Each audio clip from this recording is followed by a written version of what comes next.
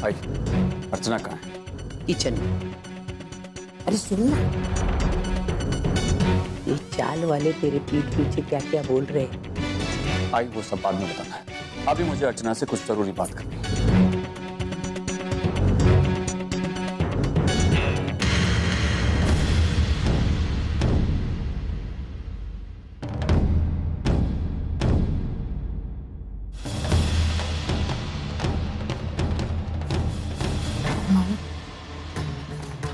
मानव, क्या बात है?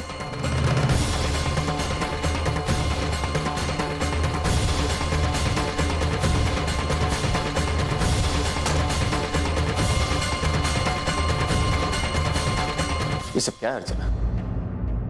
तुमने ऐसा क्यों किया? मेरे खिलाफ केस दर्ज किया तुमने? आपके खिलाफ नहीं, आपके ऑर्डर्स के खिलाफ। अगर नहीं करती तो हमारी चौड़ टूट जाती। एक ही बात है अर्चना, इनडायरेक्टली तुमने मेरे खिलाफ केस दर्ज किया क्योंकि ये प्रोजेक्ट मैं हैंडल कर रहा हूं। इसका मतलब है कि ये डिमोलिशन के पेपर आप ही ने भेजे थे। मेरी छोड़ी, मैं गलत हूँ सही हुई बाद में देखी, लेकिन आपको क्या लगता है अब सही? इतना बड़ा फैसला लेने से पहले आपने एक बार मुझसे या चौड़ वालों से बात भी नहीं की? मुझे किसी से भी कोई भी बात करने की क्या जरूरत है जब मैंने कोई ऑर्डर ही नहीं भेजा? अर्चना, मैं चौल वालों को अंधेरे में रखकर कोई भी फैसला नहीं कर सकता। कब, क्यों और कैसे, इस सब सारे सवालों के जवाब नहीं है मेरे पास मानव। मैं सिर्फ इतना जानती हूँ, ये प्रोजेक्ट आप हैंडल कर रहे हैं और आप ही ने वो ऑर्डर्स भेजे। आप अच्छी तरह जानते हैं ना मानव, इस चौल से मेरे कितने जज्बात जुड़े हुए। मैं अपनी आंखों के सामने इसे तहस नहस होते हुए नहीं देख सकती मानव, इसीलिए मजबूरी में आकर मुझे वो केस फाइल करनी पड़ी। मैं जानती हूँ कि मुझे इन सारे कोर्ट कचहरी के मामले में नहीं पड़ना, लेकिन मैं क्या करती, मैं बस कोई और चारा ही नहीं था। क्यों? तुम मुझे एक फोन भी तो कर सकती थी। चलो मानो तुम फंसी हुई थी तो किसी चौल वाले के हाथों फोन करवा देती, लेकिन नहीं। क्या अब मैं इतना बुरा हो गया कि कोई मुझसे एक बात भी नहीं करना चाहता? नहीं मानव, ऐसी बात नहीं है। मैंने आपको एक नहीं 10 बार फोन किया, लेकिन आप फोन ही नहीं उठा रहे थे। क्यों झूठ बोल रही हो अर्चना? आज दिन भर में तुमने मुझे एक भी फोन नहीं किया। चाहो तो मिस कॉल देख लो, एक भी कॉल रजिस्टर नहीं हुआ तुम्हारे नाम से। मानव, ऐसा कैसे हो सकता है? मैं कह रही हूँ आपको, मैंने फोन किया था। अब चाहे तो मेरा फोन चेक करके देख लीजिए, मैंने आपको फोन किया था। आपको पता है वो अजीत आया था चौल में और चौल के लोगों को धमका रहा था कि घर से निकलो, ये चौल टूटने वाली। आप बताइए ऐसे हाल में मैं क्या करती, कैसे उन लोगों का साथ छोड़ती? मुझे कदम उठाना पड़ा मानव। मैं आपसे लेकिन तुम्हें ये सब करने की क्या जरूरत थी? चौल में बाकी लोग भी तो थे, वो भी आगे बढ़कर ये सब कर सकते थे, लेकिन नहीं, तुम्हें आगे बढ़कर ये सब। इसीलिए उस दिन मैंने तुमसे पूछा था कि तुम मुझ पर भरोसा करती हो या नहीं, और तुमने मुझसे कहा था हाँ मैं आप पर भरोसा करती हूँ। तो एक दिन में तुम्हारे भरोसा तो क्या हो गया अर्चना? मैं आज भी आप पर उतना भरोसा करती हूँ, लेकिन जब चौल वालों ने मुझसे पूछा कि मैं उनके साथ हूँ या नहीं, तो मुझे उनका साथ देना पड़ा। क्यों अर्चना? क्यों तुम्हें उन लोगों का साथ देना पड़ा? अगर तुम मुझ पर भरोसा होने का इतना ही दावा करती हो तो तुम मुझसे ये भी तो कह सकती थी ना कि मानव शाम को आ जाएंगे, सब कुछ संभाल लेंगे। अगर मैं आपका वेट करती तो चौल टूट जाती, चौल खत्म हो जाती। मैंने आपसे कहा था मानव, मैं जानती थी कि इसका अंजाम यही होगा। मैंने आपसे कहा था इस प्रोजेक्ट को अपने हाथ में मत लीजिए, लेकिन आपने मेरी नहीं मानी। आज हम दोनों का साथ खड़े होना चाहिए, वहां आज हम एक दूसरे के खिलाफ खड़े हैं मानव।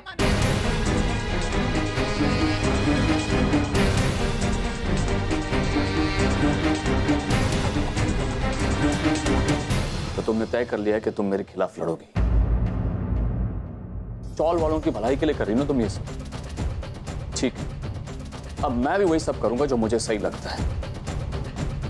चौल वालों की भलाई मैं भी चाहता हूं, लेकिन अपने तरीके से, क्योंकि मेरा तरीका सही है और जायज भी।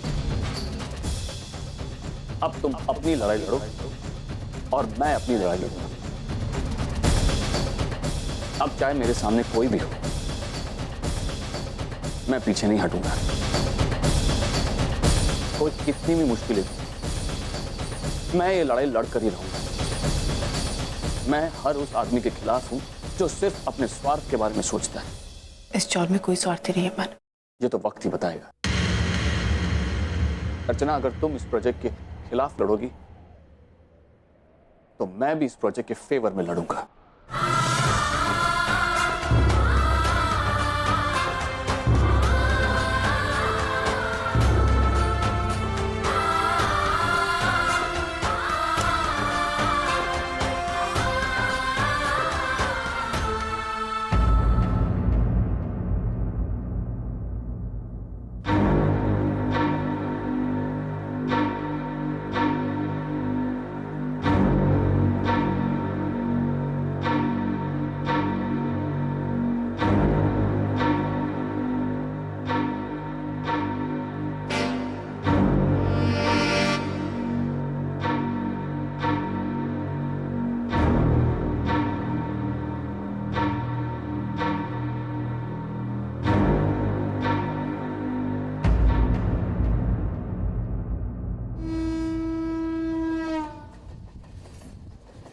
वैशु क्यों इतनी चिंता कर रही है? अरे मौसम बदल गया है इसलिए हल्का सा बुखार आया होगा। कल सुबह डॉक्टर के पास जाना, समझी ना? एक मिनट है वैशु, शायद तेरे बाबा आ गए हैं। कल सुबह फोन करूंगी। हाँ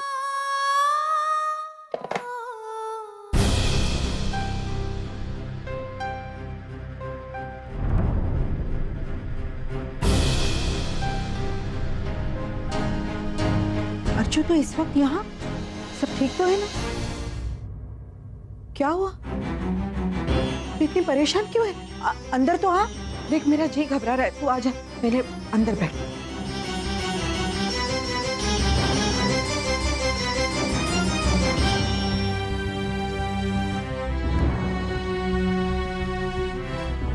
क्या हुआ? कुछ तो बोल अर्चू। मेरे कुछ समझ में नहीं आ रहा है। क्या समझ में नहीं आ रहा है? बोल। तूने मुझसे क्या कहा था कि चेक वाले मामले में चौल वालों को जो फैसला करना है वो उनको करने दे। हाँ कहा था, लेकिन उसका क्या? चौल वाले चाहते हैं कि इस प्रोजेक्ट में मैं मानव के खिलाफ जाकर खड़ी रहूं। क्या? मेरी कुछ समझ में नहीं आ रहा है, मैं क्या करूं? मैं अपनी मर्जी के खिलाफ जाकर मानव के खिलाफ कैसे खड़ी रह सकती हूँ? मेरी कुछ समझ में नहीं आ रहा। तुझे पता है मैंने मानव के खिलाफ कोर्ट केस भी कर दिया है। अब वापस भी नहीं ले सकती मैं क्या करूँ भाई? 2 दिन बाद सुनवाई है और दिन बाद मैं मानव के खिलाफ खड़ी रहूंगी। क्या होगा? मेरे कुछ समझ में नहीं आ रहा, कुछ बताना है, मैं क्या करूं? मेरे कुछ समझ में नहीं आ रहा।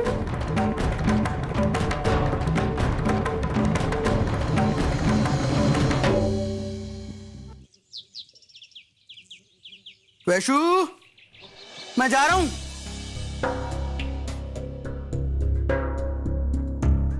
किसी ने सच ही कहा है धर्मेश, 2 कमीनों की सोच ना बिल्कुल एक जैसी होती है और वो बिना कहे सुने ही एक दूसरे की आहट को पहचान भी लेते हैं।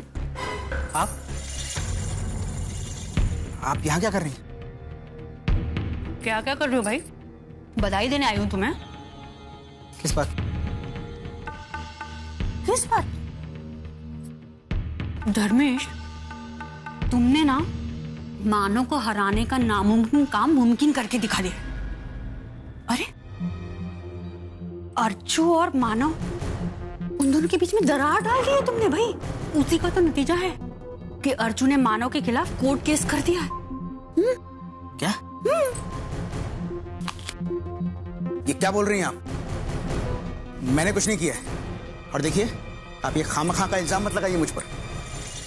मैंने कुछ नहीं किया है। उधर क्या देख रहे हो बार बार?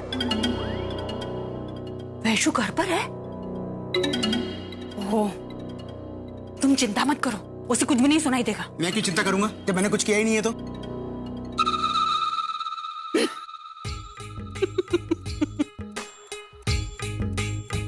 धर्मेश, तुम्हारी हालत उस बिल्ली की तरह है जब वो आंख बंद करके दूध पीती है ना तो उसको लगता है कि उसे किसी ने नहीं देखा है, लेकिन एक्चुअल में उसे सारी दुनिया ने देखा होता है। और तुम्हारी बदकिस्मती यह है कि मैंने तुम्हें दूध पीते हुए देख लिया। अरे भाई, मुझसे कुछ भी छुपाने की जरूरत नहीं है। एक्चुअली मैंने तुम्हारी और अजीत की सारी बातें सुन ली थी। क्या? लेकिन तुम चिंता मत करो, तुम्हारा राज बनकर ही रहेगा मेरे पास। वो क्या कहते हैं ना, दुश्मन का दुश्मन अपना दोस्त। दोस्त के साथ गद्दारी तो नहीं की जा सकती ना। थैंक्स। नहीं धर्मेश, सिर्फ थैंक्स कहने से मेरे दिल को तसल्ली नहीं होगी। मेरे दिल को तो सुकून तब पहुंचेगा जब इस केस में अर्चना और मानव अलग हो जाएंगे। मैं अपना अपमान तभी भूल पाऊंगी। और धर्मेश, मुझे तुम पर पूरा विश्वास है। पूरा विश्वास है कि इस बार तुम्हारा दांव पिछली बार की तरह खाली नहीं जाएगा। अर्जु और मानव का पवित्र रिश्ता इस बार टूट कर ही रहेगा। और मैं उस कोर्ट केस की सुनवाई में आना चाहती हूँ। बाय द वे, वो कोर्ट केस है कब? 2 दिन बाद। क्या? सिर्फ 2 दिन बाद? 2 दिन तो यूं उस कोर्ट केस की खुशी में ही निकल जाएंगे। मैं उस कोर्ट केस की सुनवाई में जरूर आऊंगी धर्मेश, जरूर आऊंगी वहां पर, क्योंकि मैं अपनी आंखों के सामने उन दोनों को बर्बाद होते हुए देखना चाहती हूँ। अर्चना और मानव ने मेरा घर छीना था ना मुझसे। मैं अपनी आंखों के सामने उन दोनों का घर तहस नहस होते हुए देखना चाहती हूँ।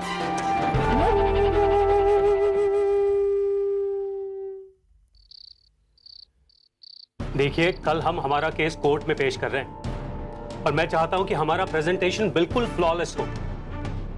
हम पूरी तैयारियों के साथ उतरे ताकि रिजल्ट हमारी फेवर में हो।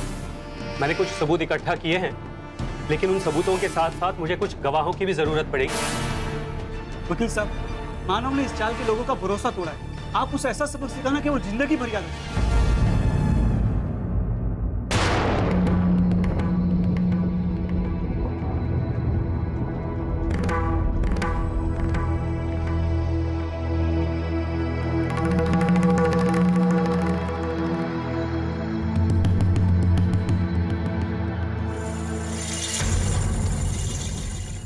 देखिए, हम यहाँ किसी को सबक सिखाने के लिए नहीं है। वकील साहब, आप सिर्फ अपना केस लड़िए।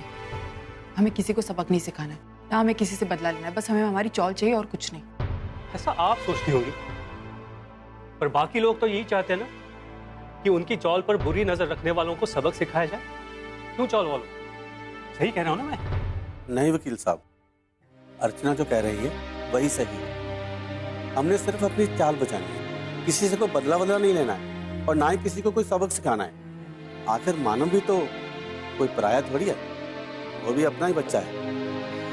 हाँ, थोड़ा रास्ते से भटक गया है, लेकिन हम उसे समझा बुझा कर, गुस्सा होकर, डांट कर सही रास्ते पर ला सकते हैं। इतनी छोटी सी बात के लिए उसे जेल भेजना ठीक नहीं होगा। ठीक है, जैसे आपकी मर्जी। फिलहाल तो हम हमारे केस पे कंसंट्रेट करते हैं। अब मुझे बताइए कि जिस वक्त वो लोग चौल डिमोलिश करने आए थे, तो उस वक्त यहाँ पे कौन कौन मौजूद था?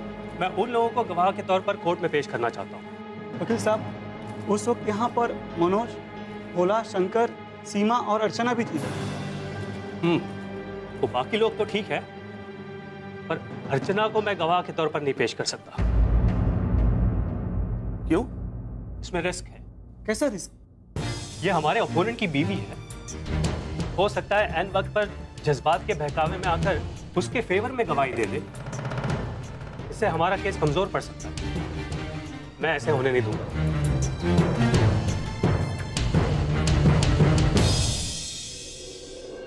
अर्चना, मेरी वो फाइल कहाँ है? कौन सी वाली फाइल माना? वो मेरी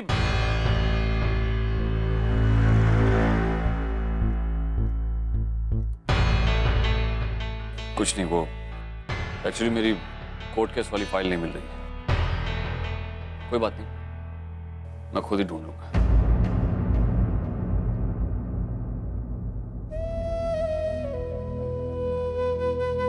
मानव, आज पता नहीं क्यों मुझे बिल्कुल अच्छा नहीं लग रहा है। मुझे भी। इतना जोर से सर दुख रहा है, पता नहीं क्या हो गया है। तो छोड़ दो ये सब।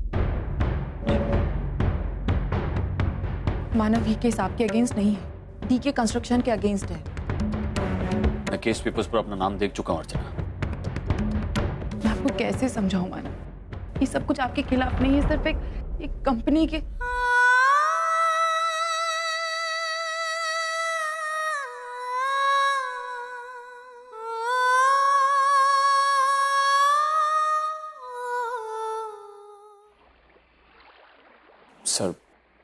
सर आप प्लीज टेंशन मत लीजिए। सर इस प्रोजेक्ट का मैनेजर मैं हूं और इस प्रोजेक्ट से जो भी प्रॉब्लम्स क्रिएट होंगी वो मैं अपने लेवल पे हैंडल कर लूंगा sir. That's not the issue, Manav. Market में बात उछलेगी। The name of our company is at stake. I hope you realize that. Sir आप बिल्कुल फिक्र मत कीजिए सर। सर इस केस से हमारी कंपनी की रेपुटेशन को कोई हार्म नहीं होगा और कोर्ट में भी केस हम ही जीतेंगे सर। बट सर प्लीज आप मुझ पर भरोसा कीजिए। I request you sir.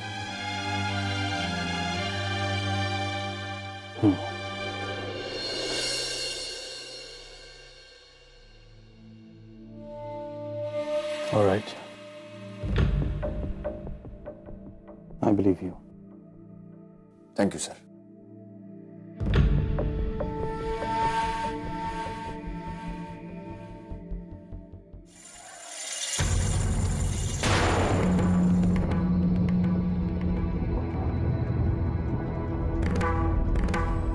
तुम यहाँ क्या कर रहे हो? कुछ खास नहीं, बस तुम्हारे और डीके सर के बीच शुरू होने वाली अनबन का मजा ले रहा था। आज पहली बार मैं मानव को इतना बेबस, इतना मजबूर महसूस कर रहा हूं। वाकई में बड़ा मजा आ रहा है।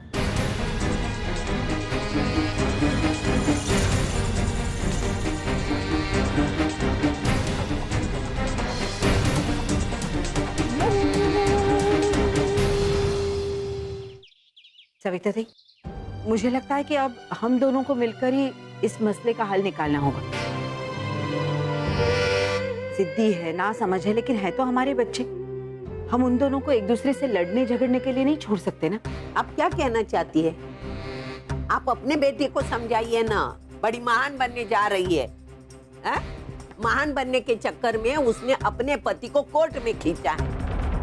उसे कह दो केस को वापस लेने को, सारे मसले यूं ही सुलझ जाएंगे।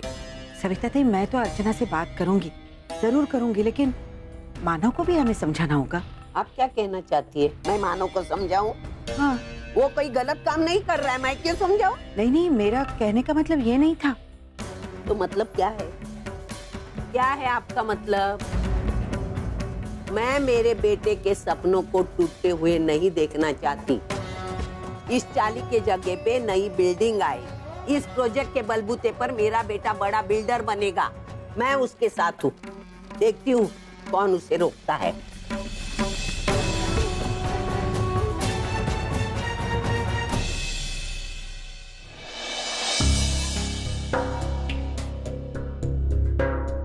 धर्मेश प्लीज तुम यहाँ से चले जाओ। मैं तुम्हारी कोई भी बकवास सुनने के मूड में नहीं हूँ। मैं भी यहाँ कोई बकवास करने नहीं आया, अपने एक जरूरी काम से आया हूँ।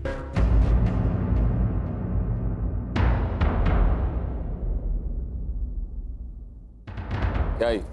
Leave application. एक्चुअली मुझे कल की छुट्टी चाहिए। क्यों? कल मुझे एक कोर्ट केस अटेंड करना है। ये केस मेरी जिंदगी का सबसे इम्पोर्टेंट केस है। और हाँ, मैं वो केस अटेंड करने कंपनी के एम्प्लॉय की हैसियत से नहीं जा रहा, ना ही मैं तुम्हें सपोर्ट करने जा रहा। मैं तो बस वहाँ अपने एंटरटेनमेंट के लिए जा रहा। तो क्या है ना, कभी कभी इंसान डेली रूटीन लाइफ से बोर हो जाता है, उसे एंटरटेनमेंट की जरूरत पड़ती है। बस मैं वहाँ जाऊँगा और एंटरटेन होऊंगा। कल का केस मेरे लिए full of entertainment. I love it.